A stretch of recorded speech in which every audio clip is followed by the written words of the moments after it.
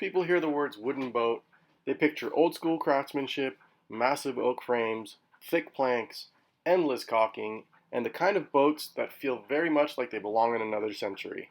Something like Tally-Ho, built in 1910, where every plank was fastened by hand and the entire hull depended on traditional plank-on-frame construction.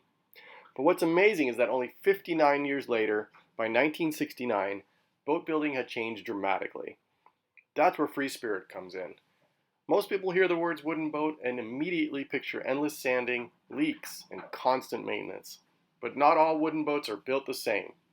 Some of the strongest, most beautiful boats ever made were built using a method called cold molding.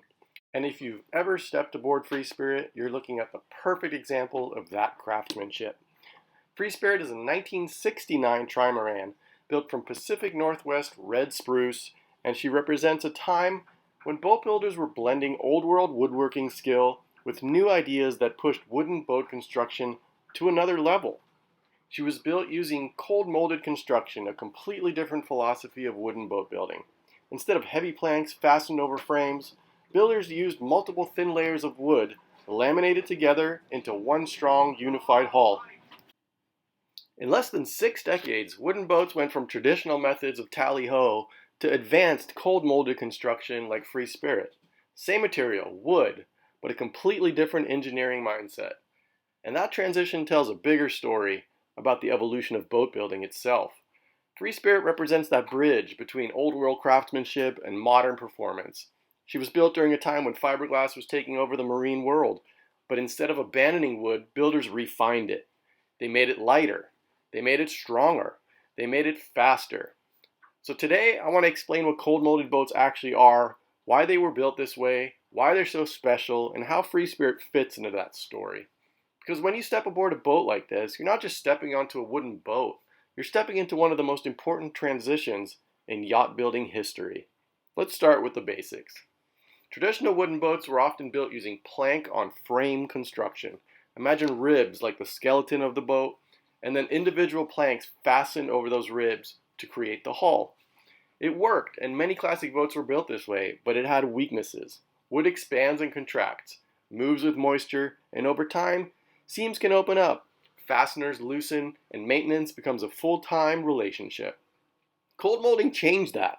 Instead of relying on thick planks fastened edge to edge, builders used multiple thin layers of wood, called veneers or laminates, laid over a mold or framework.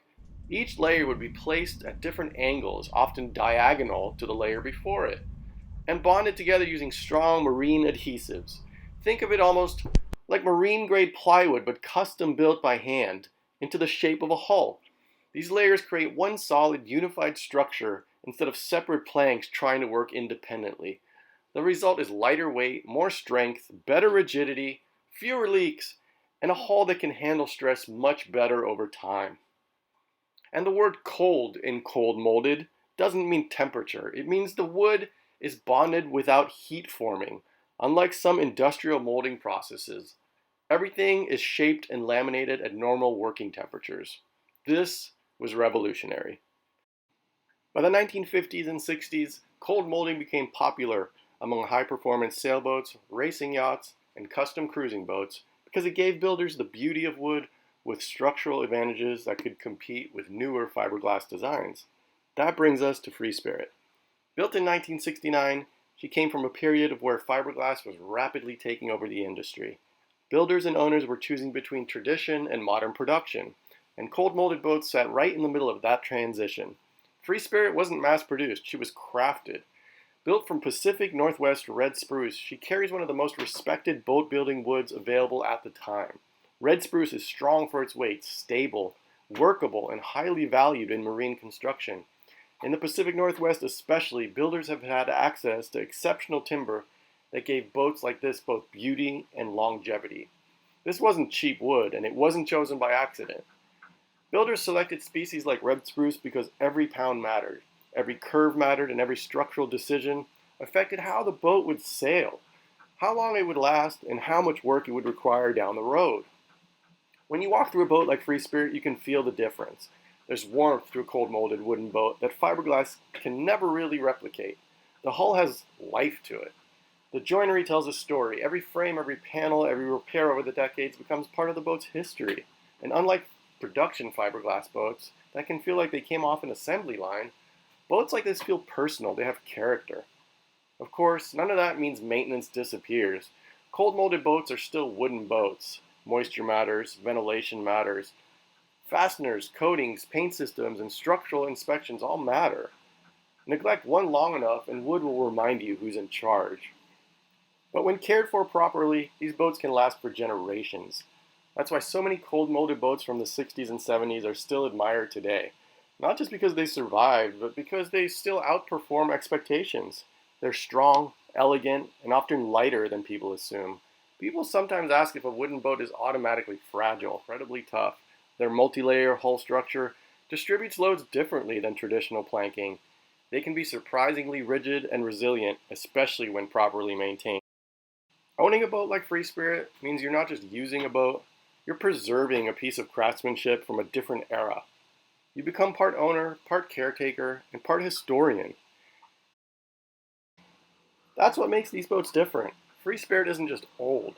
She represents a philosophy of building where skill mattered more than speed, where material choice mattered more than production cost, and where boats were expected to last, not just sell. And honestly, that's part of why people fall in love with them. They demand more from you, but they give something back in return. They have soul. So when someone asks what kind of boat Free Spirit is, the short answer is simple. She's a cold-molded wooden boat built in 1969 from Pacific Northwest red spruce.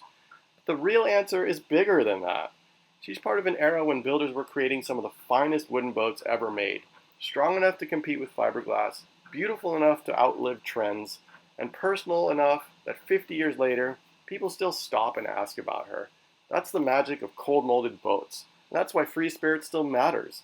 She isn't just floating history, she's telling her story.